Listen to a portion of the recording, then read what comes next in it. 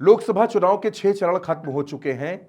एक चरण का मतदान बाकी है जो 1 जून को होना है, लेकिन उससे पहले समाजवादी पार्टी ने काउंटिंग को लेकर अपनी कमर कसना शुरू कर दिया है। मेरे पीछे समाजवादी पार्टी का वो पोस्ट है जो समाजवादी पार्टी ने एक्स पर किया है। उसमें क्या लिखा है?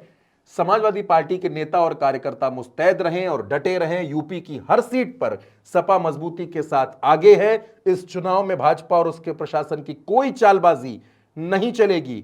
समाजवादियों का हौसला और जनता का साथ इस बार भाजपा का सफाया कर देगा। आखिर इस पोस्ट की क्या जरूरत पड़ गई, और वो भी तब जब एक चरण का चुनाव बाकी है, एक चरण की वोटिंग बाकी है और जो 1 जून को होनी है। उत्तर प्रदेश में पूर्वांचल की 13 सीटों पर 1 जून को मतदान है और काउंटिंग 4 जून को है, लेकिन उससे पहले समाजवादी पार्टी ने यह पोस्ट किया है। दरअसल यह पोस्ट इसलिए है क्योंकि समाजवादी पार्टी ने अभी से लोकसभा चुनाव मतगणना की तैयारियां शुरू कर दी हैं, और किस तरह से शुरू कर रही हैं वो भी हम आपको बताते हैं। एजेंट बनाने में चौकन्नी है सपा। ईवीएम की चौकीदारी में भी बढ़ती जा रही चौकसी। हर विधानसभा क्षेत्र के लिए मतगणना में 16 की जगह 20 अभिकर्ताओं की मांग। अब ये 16 की जगह 20 क्या है, ये भी हम आपको बताएंगे।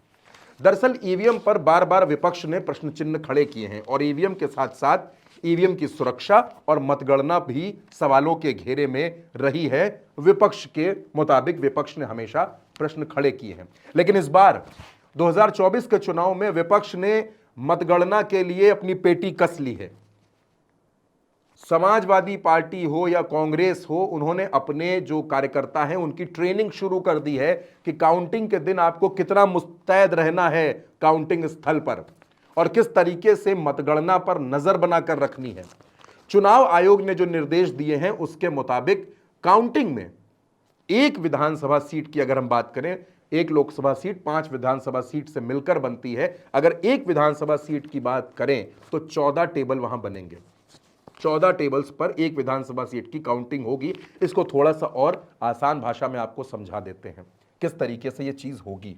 काउंटिंग होगी 4 जून को। 14 राउंड मैंने यहां लिख रखे हैं, और चुनाव आयोग ने कहा है कि 14 ये एजेंट, इनके साथ 2 लोग और, यानी कि सब मिलाकर के चुनाव आयोग के मुताबिक 16 लोग होने चाहिए।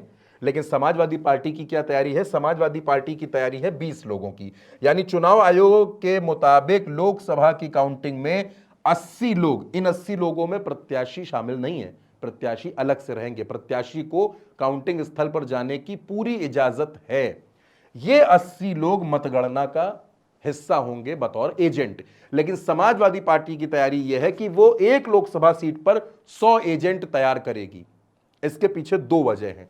पहला, मौसम खराब है, गर्मी बहुत ज्यादा है, और दूसरा, जो काउंटिंग एजेंट्स हो उनको बीच बीच में रिलीफ किया जा सके ताकि किसी भी तरीके की परेशानी ना हो। अब आप सबसे पहले यह समझिए कि मतगणना का पूरा प्रोसेस होता क्या है। मतगणना की यह प्रक्रिया हम आपको समझा रहे हैं कि किस तरीके से काउंटिंग होती है।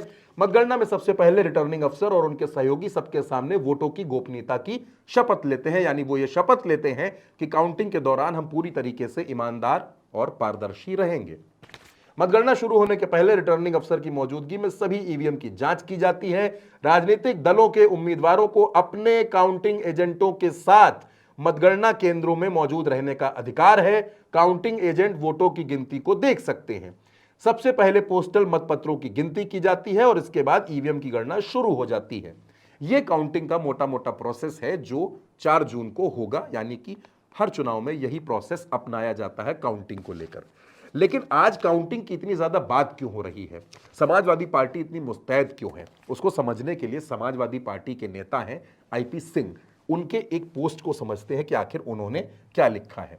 आईपी सिंह समाजवादी पार्टी के नेता हैं। इन्होंने अपने एक्स अकाउंट पर 29 मई को सुबह 8:56 पर एक पोस्ट लिखा। इसमें इन्होंने लिखा कि बीजेपी हर राज्य से कम 2 सीटें, यूपी और बिहार में बेईमानी करके 5 सीटें जीतने की बड़ी योजना है। इस तरह 50 से 55 सीटें बढ़ाने की योजना है।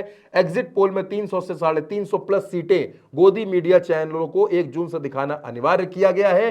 अयोध्या, बाराबंकी, अमेठी, गोंडा में अभी से जिताने के लिए डीएम को निर्देशित किया जा रहा है। यह खेल 2019 में किया गया था। माननीय सुप्रीम कोर्ट सीसीटीवी कैमरे पर एक एक वोट ईमानदारी से गिने जाने का पुख्ता इंतजाम करे। यह आईपी सिंह का ट्वीट है। आईपी सिंह ने अपनी बात रखी है और हम फिर वापस लौटते हैं समाजवादी पार्टी की उस खबर पर। समाजवादी पार्टी ने उत्तर प्रदेश में सभी 80 जो लोकसभा सीटें हैं, इनमें से 17 सीटों पर जो कांग्रेस चुनाव लड़ रही है और बाकी जो तमाम सीटों पर जहां समाजवादी पार्टी चुनाव लड़ रही है, समाजवादी पार्टी ने पार्टी के जिलाध्यक्षों से और प्रत्याशियों से यह कह दिया है कि वो 100 एजेंट की व्यवस्था करें। 100 एजेंट को मुस्तैदी के साथ सुबह 5:30 बजे, 4 जून को सुबह 5:30 बजे ये सभी एजेंट्स काउंटिंग स्थल पर मौजूद हो जाएं, अपनी अपनी सीट पर बैठ जाएं काउंटिंग शुरू होने से पहले, ताकि काउंटिंग में किसी तरीके की गड़बड़ी ना हो, किसी तरीके की अव्यवस्था ना हो। यह समाजवादी पार्टी की तैयारी है काउंटिंग को लेकर, मतगणना को लेकर, ताकि जिस दिन मतगणना हो उस दिन जिस तरीके से मतदान हुआ है उसी तरीके से परिणाम पूरे देश के सामने आए। क्योंकि समाजवादी पार्टी बार बार यह आशंका जता रही है कि काउंटिंग में कोई खेल हो सकता है, और इसीलिए समाजवादी पार्टी ने अभी से मुस्तैदी दिखानी, मुस्तैदी बरतनी शुरू कर दी है और अपनी पार्टी के कार्यकर्ताओं को भी ट्रेनिंग देने का काम शुरू कर दिया है, ताकि 4 जून को जब काउंटिंग हो तो समाजवादी पार्टी पूरी ताकत और मुस्तैदी से काउंटिंग स्थल पर नजर आए और किसी भी तरीके की खामी का, किसी भी तरीके की अव्यवस्था के लिए कोई जगह ना हो।